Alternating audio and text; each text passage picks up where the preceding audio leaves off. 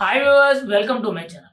ఈ వీడియోలో మనం మెయిన్గా మాట్లాడబోయే విషయం ఏంటంటే, గతంలో అంటే 2019 నుంచి 2024 వరకు కూడా వైఎస్ఆర్సీపీ పార్టీ హయాంలో ఎన్నో అక్రమ అరెస్టులు జరిగినాయి అన్నది వాస్తవం. అయితే ఈ నేపథ్యంలో సీఎం చంద్రబాబు నాయుడిని అరెస్ట్ చేసింది కూడా అక్రమ అరెస్ట్ కింద గతంలో ఎప్పటి నుంచో కూడా ప్రచారం జరుగుతుంది. అయితే ఈరోజు తాజాగా చూసుకుంటే సిఐడికి సంబంధించిన అధికారులందరినీ కూడా ఇప్పుడున్న కూటమి ప్రభుత్వం ఆదేశించి గతంలో ఏం జరిగింది, చంద్రబాబు గారి కేసులో ఎంతవరకు కూడా ఎవరెవరు ఏం చేశారనేటట్టు ప్రతి ఒక్కటి కూడా లాగితే తీగ లాగితే డొంకంతా కూడా బయటకు పడినట్టు గతంలో అంటే చంద్రబాబు నాయుడిని అరెస్ట్ చేయడానికి ఆ స్కిల్ డెవలప్మెంట్ ఏదైతే ప్రోగ్రామ్ ఉందో దానికి సంబంధించిన పుట్టు పూర్వత్రాలన్నీ కూడా ఇటు మెయిన్గా ఆ స్కిల్ డెవలప్మెంట్ ప్రోగ్రామ్ ఏదైతే ఉందో దానికి ఆర్థిక ప్రధాన కార్యదర్శి కింద పివి రమేష్ గారు అని చెప్పి మాజీ ఐఏఎస్ గారు ఉన్నారు.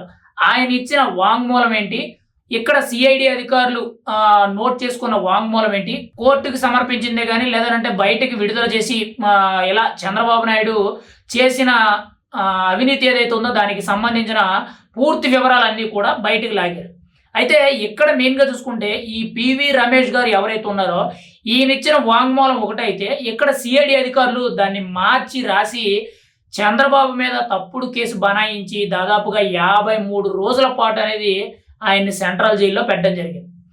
ఇక్కడ సిఐడి అధికారులు దాన్ని ఏ విధంగా తారుమారు చేశారంటే చంద్రబాబు నాయుడు ఎవరి పర్మిషన్ తీసుకోకుండా మెయిన్గా ఆర్థిక మంత్రి ఎవరైతే ఉన్నారో ఆయన పర్మిషన్ తీసుకోకుండా వాళ్ళ సంతకాలు లేకుండా చంద్రబాబు నాయుడు మాటి మాటికి నాకు ఫోన్ చేసి నన్ను చాలా ఇబ్బంది పెట్టి నా చేత ఆ డబ్బులన్నీ కూడా బయటకు విడుదల చేసేటట్టు ప్రయత్నాలు చేశారు.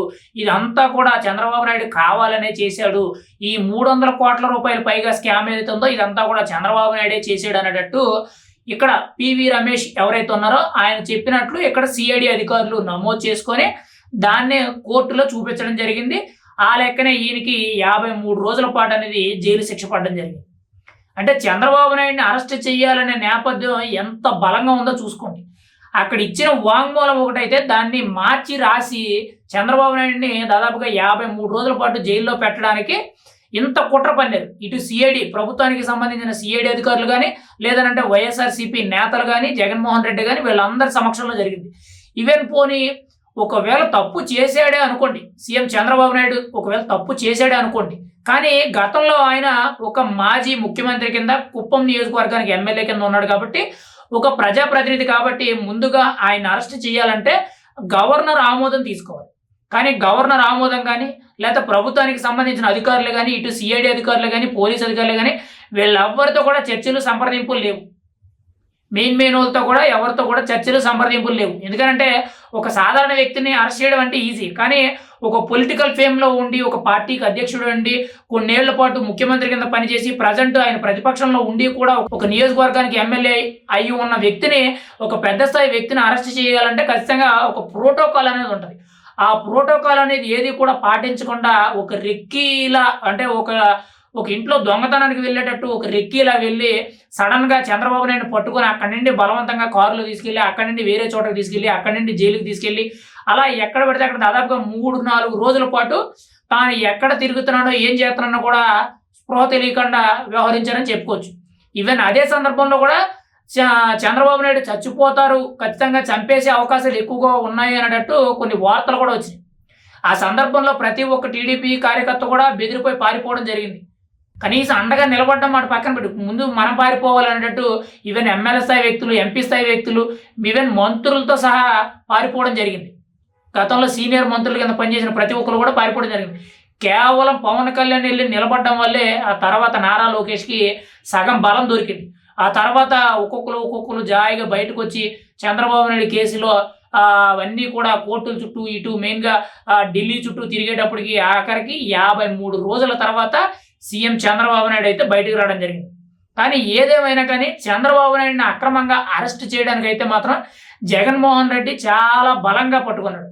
కానీ ఏదైతే ఆ బలంగా పట్టుకున్నాడో తన ఓడిపోవడానికి కానీ అంటే జగన్మోహన్ రెడ్డి ఓడిపోవడానికి కానీ తాను ఈ పరిస్థితికి రావడానికి కానీ ఈరోజు ప్రజల్లో ఇంత విరక్తి అనేది పుట్టడానికి కారణం మెయిన్గా పవన్ కళ్యాణ్ని రోడ్డు మీద నుంచోబెట్టడానికి మెయిన్గా పొత్తు ఫ్యాక్టర్ ఏదైతే ఉందో అది సగం పనిచేసిందనంటే మిగతా సగం అనేది కేవలం జగన్మోహన్ రెడ్డి ఇలా పైశాచిక ఆనందం అంటే ఏదైతే అక్రమ అరెస్ట్ పెట్టి చంద్రబాబు నాయుడిని అరెస్ట్ చేశారో ఇది సగం ప్రయారిటీ కింద వచ్చిందని చెప్పుకోవచ్చు. అంటే జగన్మోహన్ రెడ్డి తన గొయ్యి తనే తవ్వుకున్నాడు. చంద్రబాబు నాయుడిని అరెస్ట్ చేయకుండా ఇంకోటి ఏదో చేసి ఉంటే అది అంత ఇంపాక్ట్ చూపించకపోదు. ఈ చంద్రబాబు నాయుడిని అరెస్ట్ చేయడం ఏదైతే ఉందో ఆ నేపథ్యంలో పవన్ కళ్యాణ్ అనేవాడు రావడం, అతన్ని రోడ్డు మీద నిలబెట్టేటట్టు వైఎస్ఆర్సీపీ నాయకులు కానీ పోలీసులందరూ కూడా వ్యవహరించడం, అదే టైంలో పవన్ కళ్యాణ్ జైల్లోకి వెళ్ళి చంద్రబాబు నాయుడుతో పొత్తు పెట్టుకొని బయటకు వెల్లడించడం జరిగింది. ఇవన్నీ కూడా జగన్మోహన్ రెడ్డికి కావాలనే చేసుకున్నట్టు ఉంది. తెలిసి చేశాడా లేకపోతే తన వెనకాల ఉన్న సలహాదారుడు ఇచ్చాడా లేకపోతే ఇంకొకరు చెప్పారనేది పక్కన పెడితే కేవలం జగన్మోహన్ రెడ్డి ఓడిపోవడానికి కారణం ఇది. కానీ ఇది ఏదేమైనా కానీ ఈ స్కిల్ డెవలప్మెంట్ కేసు ఏదైతే ఉందో దానికి సంబంధించి ఖచ్చితంగా పూర్తిగా ఇదంతా కూడా ఒక కావాలనే కుట్రపూరితంగా చంద్రబాబు నాయుడిని అరెస్ట్ చేసినట్టు ఈరోజు సిఐడి అధికారులకు సంబంధించిన తీగలాగితే డొంకంతా కూడా బయటకు వచ్చింది. మరి రేపటి రోజుల్లో ఈ పివి రమేష్ గారు ఎవరైతే ఉన్నారో గతంలో స్కిల్ డెవలప్మెంట్ ప్రధాన ఆర్థిక కార్యదర్శి కింద పనిచేసిన ఆయన కానీ లేదంటే సీఎం చంద్రబాబు నాయుడు కానీ వీళ్ళందరూ కూడా ఎలా వ్యవహరిస్తారు, ఖచ్చితంగా గతంలో ఏదైతే సిఐడి అధికారులు కుమ్మక్కయ్యి వైఎస్ఆర్సీపీ నేతలతో కుమ్మక్కయ్యి చేసిన ఈ దారుణం ఏదైతే ఉందో దీని మీద మరి ఎటువంటి చర్యలు తీసుకుంటారనేది మనం అయితే చూడాలి.